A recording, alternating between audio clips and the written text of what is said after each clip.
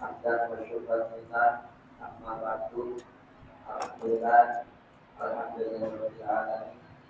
Puji dan syukur marilah kita panjatkan kehadirat Allah Subhanahu wa taala.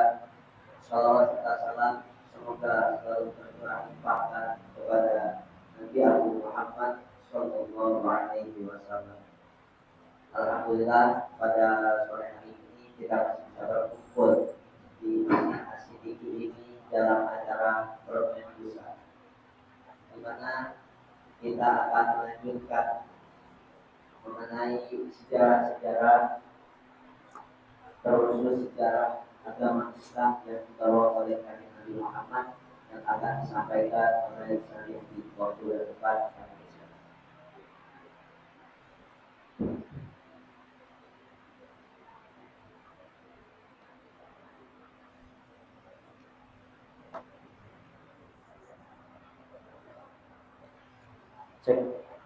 Jazakumullah khairan katsiran. Bismillahirrahmanirrahim. Rabbi shrah li sadri wa yassir li amri wahlul 'uqdatam min lisani yafqahu qawli. Rabbi zidna ilman warzuqna fahman. Assalamualaikum warahmatullahi wabarakatuh. Alhamdulillahilladzi hadana li hadza wa ma kunna linahtadiya laula an hadanallah. Asyhadu an la ilaha illallah wahdahu la syarikalah wa asyhadu anna Muhammadan abduhu wa rasuluh. Allahumma salli wa sallim wa barik ala sayyidina Muhammadin wa ala alihi wa sahbihi ajma'in. Amma ba'du. Alhamdulillah, pada kesempatan sore kali ini kita dipertemukan oleh Allah Subhanahu wa taala dalam keadaan sehat walafiat tanpa kekurangan apapun.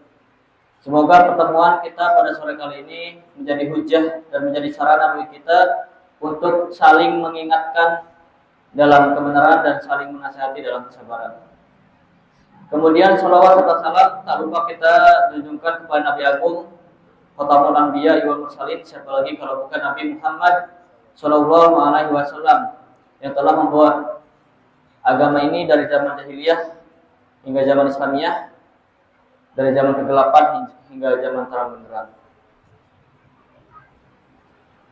Juga kepada para keluarganya, para sahabatnya, dan para pengikut setianya hingga akhir zaman. Semoga kita menjadi bagian umatnya yang mendapatkan syafaat dari Nabi Muhammad SAW di hari akhirat kelak nanti. Amin ya rabbal alamin. Hadirin jamaah yang dirahmati oleh Allah Subhanahu wa taala. Kemarin kita telah membahas tentang Perang Mu'tah. Perang Mu'tah ini terjadi pada tahun 8 Hijriah.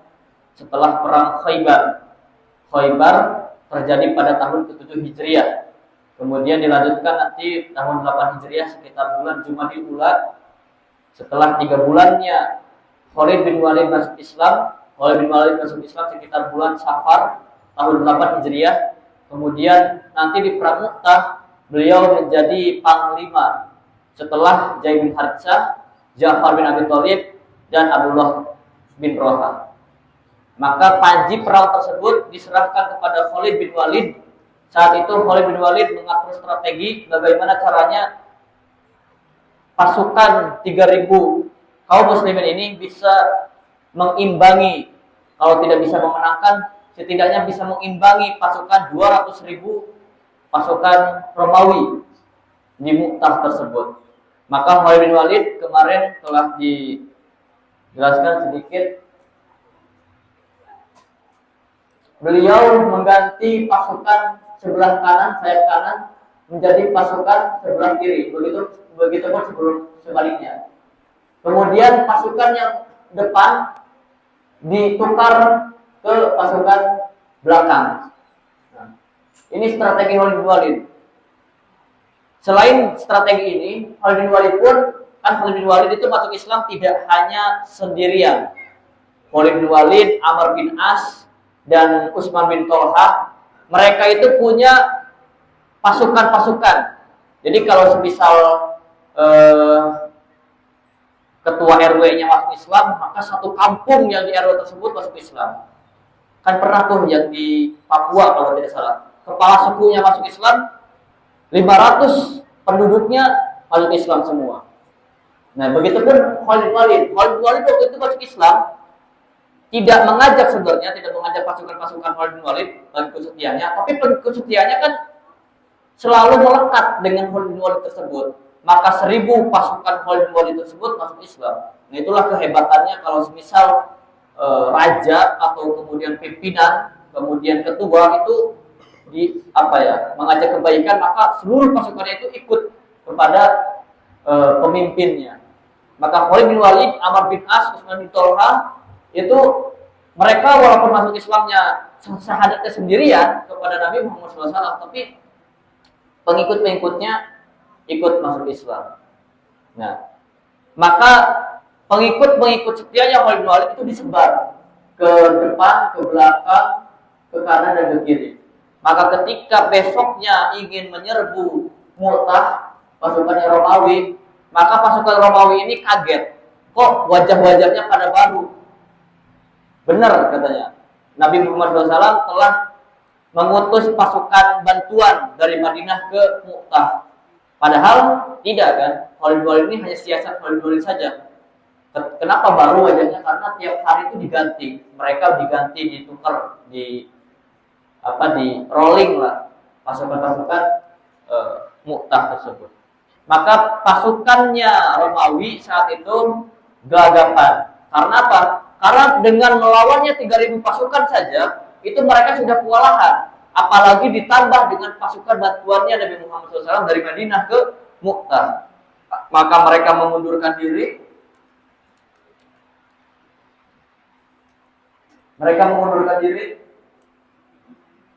Nah, dari medan pertempuran karena kewalahan tersebut, maka ketika umat Islam melihat mereka mengundurkan diri dari Mu'tah, mereka pun kembali ke Madinah. Mereka tidak mengejar karena mereka sadar diri, karena 3000 pasukan ya tetap 3000 pasukan. Tapi ini hasil peperangannya. Pasukan Muslim syahid berapa? Dari 3000 pasukan yang syahid di medan pertempuran perang Mu'tah itu hanya 12 jiwa. 12 jiwa yang syahid, 12 orang. Sementara pasukan Romawi yang tewas berapa? 20.000 jiwa. Kata Khalid bin Walid, ketika saya perang Mu'tah, 9 pedang bilah saya patah semua. Artinya apa? Artinya banyak sekali yang dibunuh pasukan musuhnya oleh Khalid bin Walid. 9 pedang Khalid bin Walid itu patah semua, kecuali 1 belati yang dari Syam, kata Khalid bin Walid. Jadi tinggal 1 belati, 1 pisau kecil saja. Ini 20.000 jiwa. Ini diambil dari Sirah Ibnu Hisham. Kemudian menunjukkan ijazahnya agama Islam. Jadi perang Mu'tah ini adalah gerbang pertama pasukannya kaum muslimin melawan pasukannya kaum Nasrani Romawi. Allah Subhanahu wa taala pasti akan menurunkan pertolongan. Ini Al-Anfal 45. Keistimewaan Khalid bin Walid, panglima perang terhebat setelah Rasulullah SAW. Jadi Khalid bin Walid itu ketika masuk Islam, beliau tidak melihat akhlak Nabi sebenarnya. Beliau tidak melihat kaum muslimin sebenarnya. Beliau melihat taktik strategi perang Nabi Muhammad SAW. Kata Khalid bin Walid, kok bisa ya Rasulullah SAW bisa strategi perangnya itu sampai segitu? Ketika misalkan perang Uhud, Rasulullah SAW strateginya gimana? Mengambil 50-70 pemanah ke bukit yang sebelah Uhud kan, Jabal Ruman. Maka Khalid bin Walid itu terkesima, kagum dengan pasukannya kaum muslimin.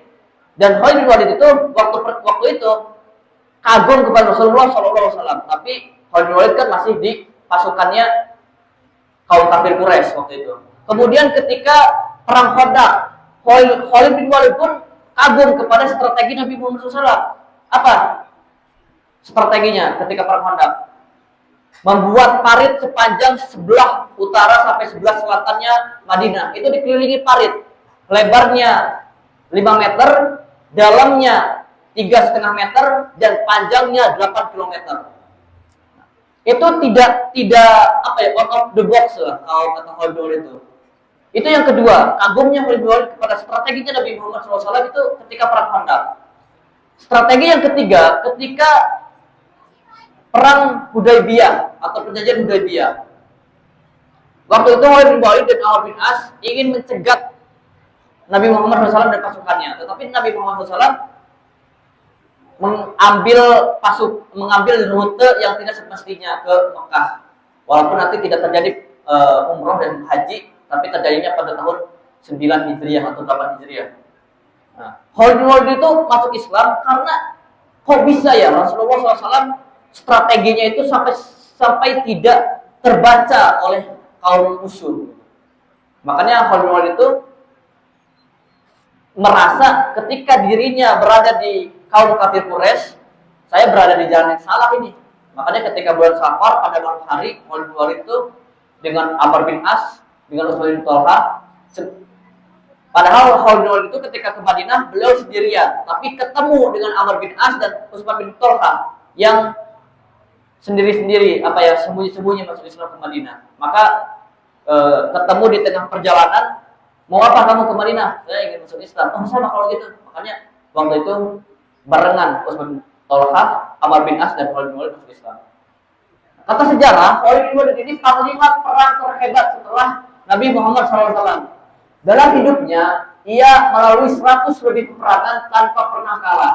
Jadi ketika Khalid bin Walid itu menjadi panglima, Khalid bin Walid tidak pernah kalah dalam peperangan. Dalam perang Mu'tah yang pertama. Kemudian nanti dalam perang melawan Musailam Al-Khazzab, Khalid bin Walid juga. Kemudian ketika ekspedisi atau Romawi setelah Khalifah Abu Bakar, Khalid bin Walid juga yang menjadi panglima. Kurang lebih 100 peperangan itu tidak pernah kalah ketika panglimanya Khalid bin Walid radhiyallahu anhu. Khalid bin Walid masuk Islam ketika Safar. Jadi baru 3 bulan Khalid bin Walid itu masuk Islam, beliau bisa menjadi panglima peperangan. Panglima perang Mu'tah. Dalam peperangan dibutuhkan strategi. Nah, jadi dalam peperangan itu sebenarnya tidak hanya tawakal saja, tapi butuh strategi-strategi. Waktu dalam perang Badar kan sementara Nabi Muhammad SAW walaupun di istighosah setiap malam, dalam satu malam itu istighosah terus, tapi kan butuh strategi. Apa strategi ketika perang Badar? Ada para sahabat yang menanyakan, wahai Nabi Muhammad SAW, apakah ketika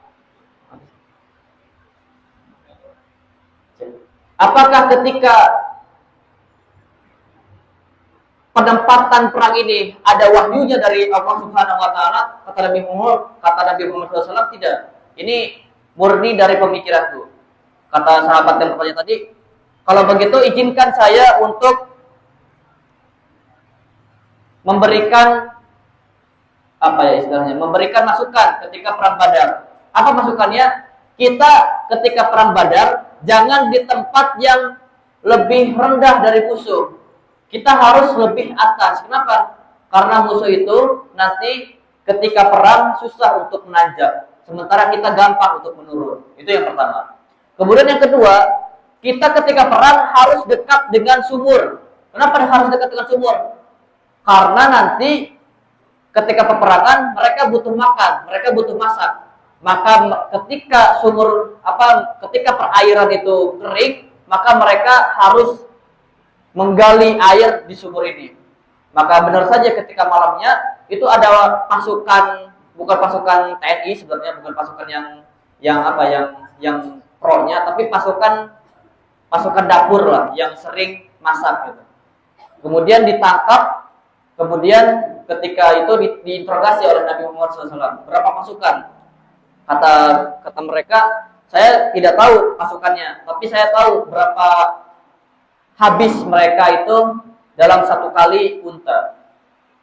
Kata yang pasukan dapur itu, satu hari bisa menghabiskan 10 ekor unta. Maka kata Nabi, pasukanmu kurang lebih 1000 pasukan. Kemudian ketika perang Badar juga, Nabi Muhammad SAW dan para sahabatnya itu mengambil bagian yang timur. Untuk apa? Ketika misalkan perang besok paginya, maka musuh itu silau. Ketika matahari terbit, musuh silau tidak bisa melihat kaum muslimin. Itu strategi-strategi ketika perang Badar. Perang Uhud pun begitu, perang Uhud pun begitu. Cek. Nah itu perang Mu'tah. Ya. Perang Mu'tah ini menjadi jalan bagi kaum muslimin ketika perang-perang setelahnya. Karena Mu'tah ini melawan 200.000 pasukan Romawi. Nanti akan dilanjutkan ketika ekspedisi Khalifah Abu Bakar dan Khalifah Umar bin Khattab. Nanti akan berakhir ketika penaklukannya Konstantinopel. Insyaallah kita akan bahas Konstantinopel di pertemuan terakhir.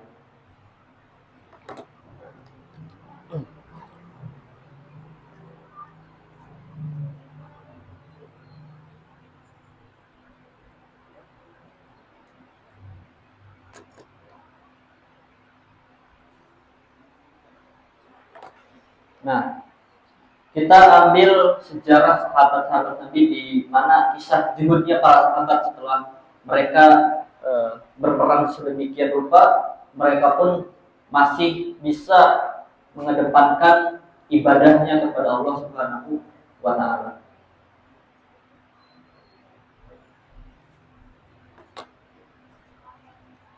Nah, dalam hadis riwayat Imam Bukhari itu memiliki nama yang sama dengan nabi kita. Siapa namanya? Muhammad. Punya bapak namanya Ismail. Kemudian Ismail punya ayah namanya Ibrahim. Dia punya anak namanya Abdullah. Gelarnya Imam Bukhari itu disebut dengan Abu Abdullah bin Ismail bin Ibrahim al-Bukhari. Disebut Bukhari karena dia tinggal di daerah Bukhara. Kalau Bukhara sekarang apa ya? Uzbekistan. Uzbekistan itu pecahan Uni Soviet. Pecahan Uni Soviet, Rusia. Nah, di dalam hadis Bukhari, kalau kita baca sekarang itu sangat mudah untuk membaca hadis-hadis yang diriwayatkan oleh Imam Bukhari. Sekarang terjemahannya sudah ada, syarah penjelasannya pun sudah ada. Namanya Fathul Bari. Nah, Imam Bukhari itu terkenal termasuk ulama yang mendapatkan gelar Al-Hafiz. Ada yang jurusan ilmu hadis di sini. Al-Hafiz itu apa? Dalam ilmu hadis, Al-Hafiz itu orang yang menghafal di atas 100.000 hadis.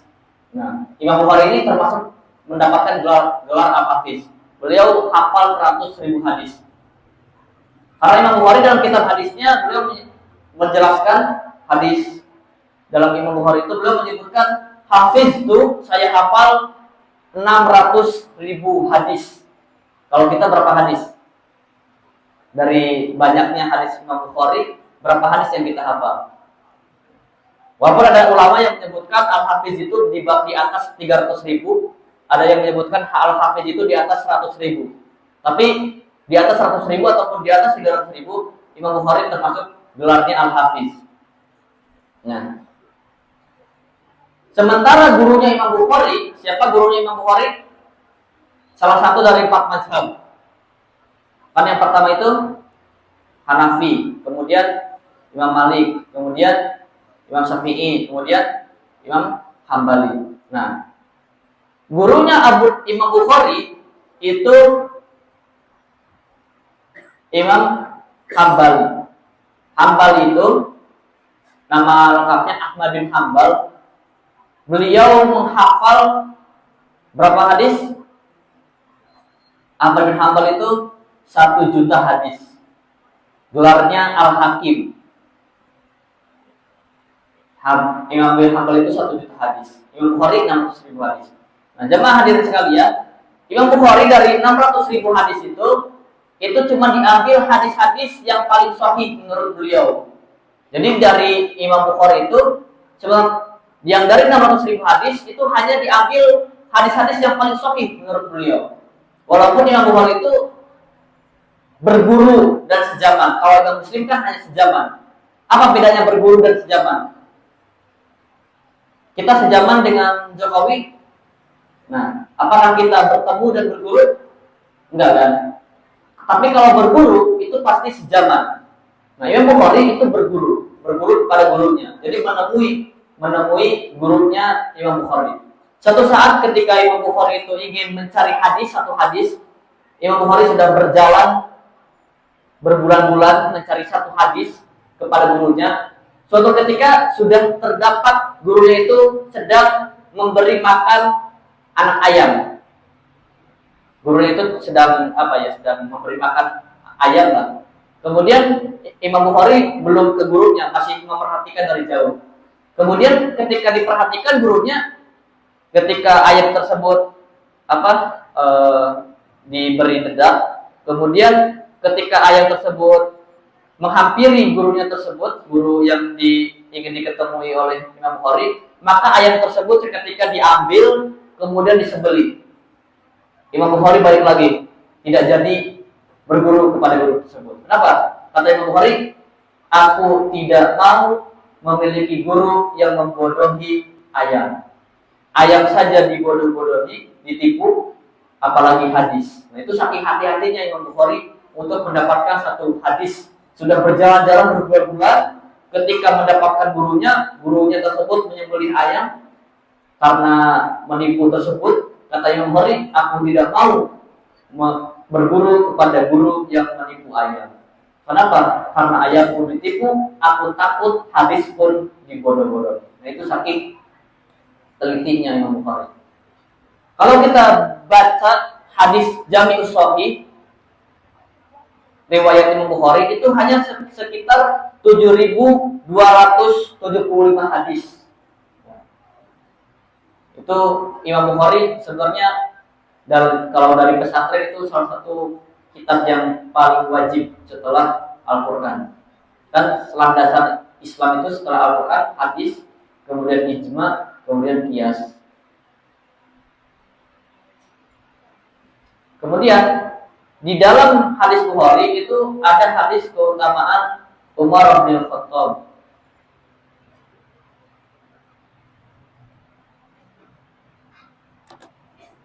Di dalam sebuah hadis, di dalam hadis Bukhari itu disebutkan bahwa ketika Umar bin Khattab itu, ketika Rasulullah itu bermimpi, maka mimpinya Rasul itu ada yang sahabat-sahabat yang mengenakan pakaian-pakaian. Ada yang memakai pakaiannya itu sepinggang, ada yang memakai pakaiannya itu sampai lutut, ada yang memakai pakaiannya itu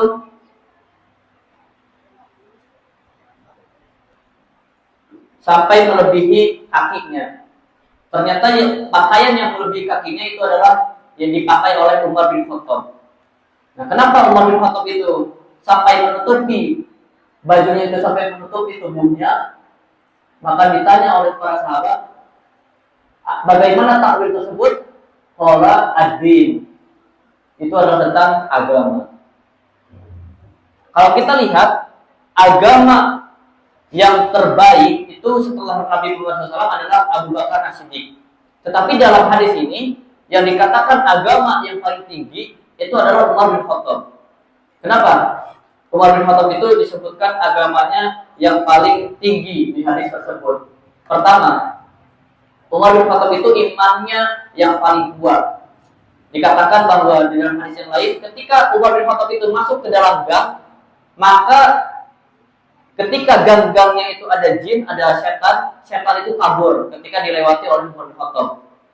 Kalau kita kan sebaliknya, ketika kita masuk ke gang tersebut, setan malah mengikuti. Tapi Umar bin Khattab, ketika Umar bin Khattab itu masuk ke dalam gang-gang, maka Umar bin Khattab itu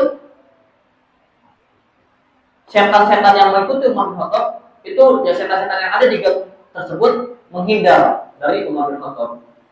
Kemudian istri-istri Rasul juga pada segan ketika ada Umar bin Khattab. Seketika itu ketika ada istri-istri Nabi Muhammad SAW lagi bermain di rumahnya, Ummu Salamah, Siti Aisyah, Saudah dan sebagainya, itu kayak cerewet gitu, bermain-main dan sebagainya. Kemudian ketika diketuk pintu oleh Umar bin Khattab, Assalamualaikum, atau Umar bin Khattab tegas, lebih tegas. Maka seketika hening rumahnya Nabi Muhammad SAW. Istri-istri Rasul itu pada diam semua. Kemudian Rasulullah SAW menjawab, Waalaikumsalam warahmatullahi wabarakatuh. Wahai Umar bin Khattab, saya kagum kepada suaranya kamu wahai Umar. Kenapa? Karena waktu ketika sebelum kamu bertamu ke rumahku, ini istri-istri saya ini pada pada bermain-main, cerewet-cerewet dan sebagainya, ketawa-ketawa. Tapi ketika Umar bin Khattab itu masuk ke rumah Nabi, maka istri-istriku itu seketika terdiam. Kata Umar bin Khattab, wahai istri-istri laknatullah, kata Umar bin Khattab. Apa? Maksudnya saking kesalnya Umar bin Khattab. Kenapa kamu lebih takut kepadaku, kepada Umar bin Khattab daripada kepada Nabi Muhammad SAW? Kata, nggak ada yang komen tuh istri Nabi pada takut gitu kan. Kata istri Nabi sebenarnya Ummu Salamah ini istri yang paling tua yang dibanding istri-istri yang lain. Kata Ummu Salamah, karena Rasulullah SAW itu santun, sementara engkau wahai Umar tegas. Bahkan istri Nabi pun segan kepada terhadap Umar. Kita simak berikutnya. Ketika Umar bin Khattab itu menjadi khalifah, maka sepertiga dunia itu dikuasai oleh beliau. Ketika Umar bin Khattab itu jadi khalifah, sepertiga dunia, setengah dunia itu dikuasai oleh Umar bin Khattab. Jadi di abad Hijriah beliau menguasai Jazirah Arab. Kemudian Umar bin Khattab kan dibaiat itu ketika tahun 13 Hijriah. 13 Hijriah Umar bin Khattab menjadi khalifah. Kemudian sampai 23 Hijriah, kurang lebih 10 tahun Umar bin Khattab menjadi khalifah. Salah satu jasa di Umar bin Khattab adalah membuat kalender Hijriah. Nah, kalender Hijriah yang kita pakai itu adalah jasanya Khalifah Umar bin Khattab. Kemudian di tahun 16 Hijriah, Afghanistan, Pakistan, di Asia itu sudah menjadi kekuasaannya Islam saat itu. Kemudian di tahun 20 Hijriah itu sudah Afrika itu sudah menjadi kekuasaannya. Nah, ketika Umar bin Khattab itu jadi khalifah, itu Umar bin Khattab tidak punya istana. Sampai dikatakan ketika kerajaan Romawi itu ingin ke istana Umar bin Khattab itu gak punya istana, cuma rumah berbentuk segi empat, berbentuk kotak terbuat dari tanah liat, kan pintunya seperti kita tahu lah zaman tersebut. Nah, itu zuhudnya Umar bin Khattab. Insyaallah kita akan lanjutkan pertemuan ini di hari berikutnya karena waktunya sudah mepet mau azan maghrib. Kita akan menjelaskan tentang bagaimana kezuhudan Umar bin Khattab radhiyallahu anhu ketika menjabat menjadi khalifah Khulafaur Rasyidin yang kedua. Allahumma muwaffiq ila aqwamit Rabbana atina fid dunya hasanah wa fil akhirati hasanah wa qina adzabannar. Subhana rabbika rabbil izzati amma yasifun wa salamun alal mursalin walhamdulillahi rabbil alamin. Assalamualaikum warahmatullahi wabarakatuh. Terima kasih kepada Ustaz Yahdi yang telah menyampaikan ceramahnya. Mudah-mudahan kita bisa mengambil manfaat. Amin ya Allah ya rabbal alamin. Mungkin cukup sekian dari saya, kurang lebihnya saya mohon maaf. Assalamualaikum warahmatullahi wabarakatuh.